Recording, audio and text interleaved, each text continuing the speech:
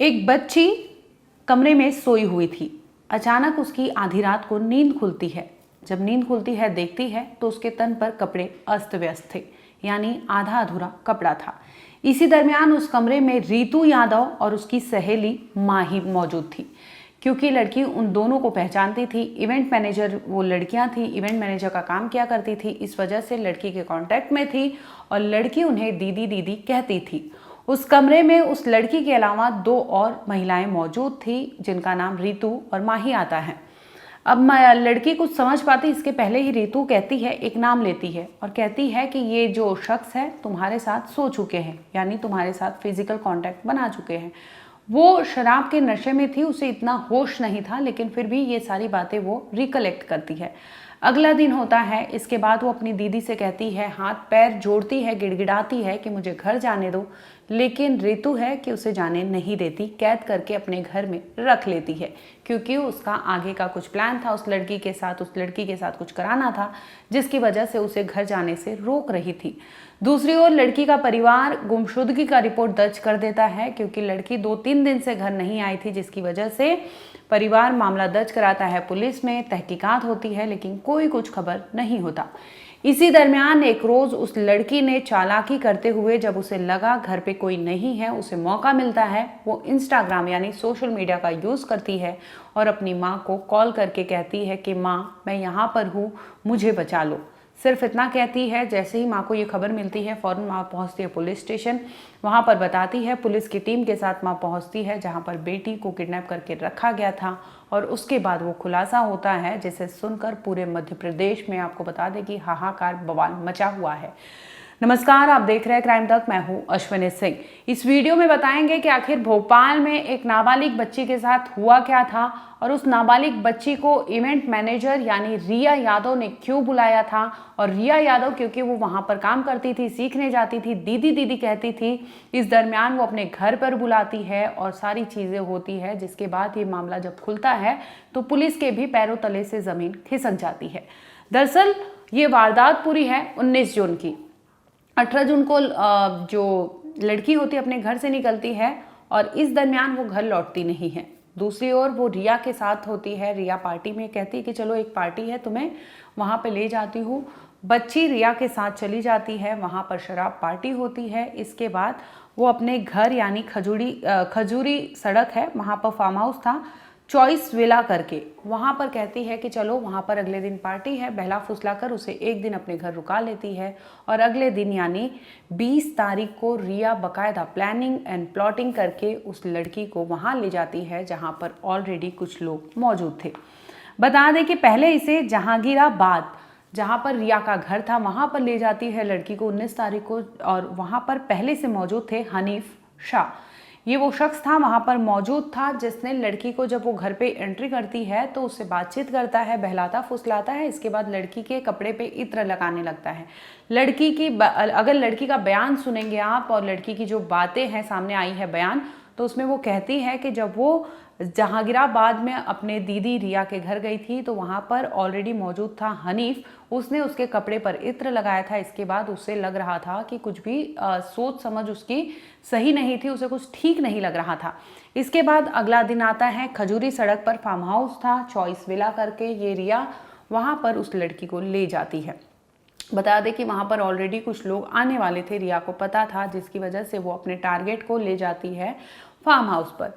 अब वो बच्ची चली जाती है, बकायदा वहाँ पर शराब पार्टी होता है, क्योंकि वो जूस पीती है, वो पीती नहीं थी, ड्रिंक ये सब करती नहीं थी, लेकिन उसे किसी भी तरह से नशे में करना था, जिसकी वजह से शराब में कोई कोल्ड ड्रिंक मिलाया जाता है, नशीली दवाई मिलाई जाती है और उसके बाद उस लड़की को ज़बरदस्ती पिलाया जाता है कि सॉफ्ट ड्रिंक है करके वो लड़की पी लेती है। अब उसे जैसे ही शराब का नशा चढ़ने लगता है, लड़की समझ नहीं पाती, ये फ़ायदा उठाती है रिया और उसे वहाँ से घसीट कर ले जाती है अपने कमरे में। इस दरमियान बच्ची का जो है पेट दर्द होने लगता है और वो उल्टियाँ करने लगती है और वो समझ नहीं पाती, और रिया उसे कहती है कि तुम यहीं पर कमरे में आराम करो। और उस कमरे में क्योंकि लड़की को होश नहीं था, उस कमरे में कुछ लोग आए थे जो उसकी इज्जत लूटते हैं, उसके इज्जत के साथ खेलते हैं और इसके बाद वहाँ से रफू चक्कर हो जाते हैं। मध्य रात्रि की बात है, जब लड़की की अचानक से आंख खुलती है तो वो देखती है कि उसके शरीर पर कोई भी कपड़े नहीं थे, जिसमें वो समझ जाती है कि कुछ तो गड़बड़ है। अब वो इवेंट मैनेजर रीतू और उसकी फ्रेंड, उसके जो फ्रेंड थी माही, वहाँ पर उनसे पूछती है कि क्या हुआ है। वो फिर रीतू जो है वो कहने लगती है कि तुम्हारे साथ कोई शख्स का नाम लेती है, बालचंदानी, एम केसर के नाम से जाना जाता है। ये शख्स कहती है कि इन्होंने तुम्हारे साथ फिजिकल रिलेशन बनाए हैं इस कमरे में। अब रिया की ये बात सुनकर बच्ची के हवाइयाँ उड़ जाती है कि आखिर ये क्या कह रही हो, ये कैसे हो सकता है। उसे कुछ समझ नहीं रहा था। फिर वो गिड़गिड़ाने लगती है कि मुझे यहाँ से जाने दो, मुझे छोड़ दो। लेकिन रिया कहती है कि तुम्हें यहाँ से नहीं जाने दिया जाएगा। अगर तुम जाओगी तो तुम ये पूरी चीज़ें बता दोगी, जिसकी वजह से हम ये रिस्क नहीं ले सकते। इस दरमियान 1 से 2 दिन बीतता है और जैसे ही 21 जून का वक्त आता है, रिया घर पर इस लड़की को छोड़कर जाती है ब्यूटी पार्लर और लड़की को पता होता है कि रिया घर पर नहीं है। इस दरमियान उसके हाथ एक फ़ोन लगता है जिस पे वो अपनी माँ का इंस्टा आईडी खंगालती है और उन्हें फ़ौरन वहाँ से कॉल करके बताती है कि माँ ऐसे ऐसे मेरे साथ हुआ है चीज़ें, फ़ौरन आप मुझे बचा लो। अब माँ पुलिस के पास पहुँचती है, फ़ौरन पुलिस की टीम वहाँ पर पहुँचती है जहाँ पर वो फार्म हाउस में लड़की को कैद करके रखा गया था। अब वहाँ से पुलिस लड़की को बचा तो लेती है, रेस्क्यू कर लेती है, लेकिन 2 महिलाओं यानी रिया और उसकी जो फ्रेंड है माही, उन दोनों समेत 4 लोगों को अरेस्ट करती है और कुल मुकदमा जो दर्ज है 7 लोगों के खिलाफ मुकदमा दर्ज है। बता दें कि ये लड़की पहले भी 2 बार गायब हो चुकी थी, लापता हुई थी, लेकिन वापस ये खुद से दोबारा लौट आई थी। लेकिन ये तीसरी बार था जब लड़की इस तरह से गायब हुई थी और खुलासा जब होता है तो उसके साथ ये सामने आता है कि नाबालिग बच्ची को रेप का शिकार बनाया गया था और उसके इवेंट मैनेजर की जो दीदी होती है वही बनाती है। अब बात कर लेते हैं जिन आरोपियों का नाम सामने आ रहा है, आखिर ये है कौन और ये एंगल क्या है, क्योंकि ऐसा भी कहा जा रहा है कि ये बाकायदा एक गिरोह है और गिरोह के तहत ये काम करते थे, जिसकी वजह से इन्होंने उस लड़की को टारगेट किया और टारगेट करने के बाद रिया लड़कियां सप्लाई करती है, वैसे करके उस लड़की के साथ इस तरह से अपराध किया था। पहला नाम है रिया यादव, उम्र जो है 21 साल बताई जा रही है। पेशे से ये इवेंट मैनेजर है और कई लड़कियों के, जब पुलिस ने इनके फ़ोन ये सब खंगाले तो इसमें कई लड़कियों के कॉन्टैक्ट नंबर मिले हैं, यानी रिया बाकायदा लड़कियों का सप्लाई करती थी, ऐसा अभी प्राइमा फेसी नज़र आ रहा है। इसके साथ ही दूसरा नाम सामने आता है मुकेश बालचंदानी का। ये मुकेश जो है ये आरोपी है और इसी का नाम लड़की ने लिया था, जिसमें उसने बताया था कि रिया ने कहा कि उसने इसके साथ सेक्सुअली असॉल्ट किया है। बैरागढ़ में कपड़ों का यानी कपड़ों का कारोबारी है ये और ये बड़ा आदमी है और इसके चंगुल में थी रिया। रिया ने उस लड़की को अपने गिरोह में लिया और जिसकी वजह से इस तरह से मुकेश ने उसके साथ गलत काम किया था।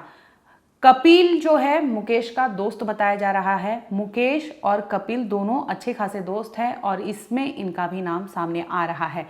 चौथा नाम है नावेद खान, जिनकी उम्र 21 साल बताई जा रही है। टीटी नगर में इनका एक दुकान में ये काम करते हैं और ये भी एफआईआर कॉपी में इनका भी नाम रजिस्टर्ड है। जिस तरह से 7 आरोपी हैं तो ये 7 का हम नाम आपको बता रहे हैं। 20 साल का अनस है। अनस जो है नावेद खान का रिश्तेदार बताया जा रहा है। एकता कॉलोनी करोन में ही रहता है, यानी रिया के पास में ही रहने वाला ये लड़का है जिससे रिया ने अपने पूरे इस गिरोह में शामिल कर रखा था। इसके साथ ही जो दूसरी महिला का नाम सामने आ रहा है और रिया की दोस्त बताई जा रही है वो है माही। माही भी इवेंट मैनेजमेंट का ही काम करती है और ये लोग इवेंट मैनेजमेंट के नाम पर इस तरह से देह व्यापार कराते थे, ये भी कहीं ना कहीं पुलिस को डाउट है, जो पुलिस अब हर पहलू पर जांच करेगी। अब लास्ट नाम आता है हनीफ शाह का। 36 साल उम्र बताई जा रही है। ये प्रॉपर्टी डीलिंग के साथ झाड़ फूक का काम करता है, यानी कहीं ना कहीं हनीफ का जो कनेक्शन सामने आ रहा है, जिसने इत्र लगाया था। हनीफ का नाम भी उस लड़की ने बताया था, जिसने बताया कि जब वो घर में गई थी तो उसके कपड़े पर इत्र लगाया गया था, तो हो सकता है उस इत्र के सुगंध से उसे बेहोशी आई हो और जिसकी वजह से उसके साथ ये पूरा कांड हो चुका था। इससे पहले पीड़िता 1 साल पहले भी रहस्यमय तरीके से किडनैप हो चुकी थी, जिसका टीटी नगर थाने में रिपोर्ट भी दर्ज था। हालांकि बाद में ये खबर सामने आती है कि बहला फुसलाकर किसी ने उसे ले गए थे, जिसकी वजह से किडनैपिंग का केस दर्ज हुआ था।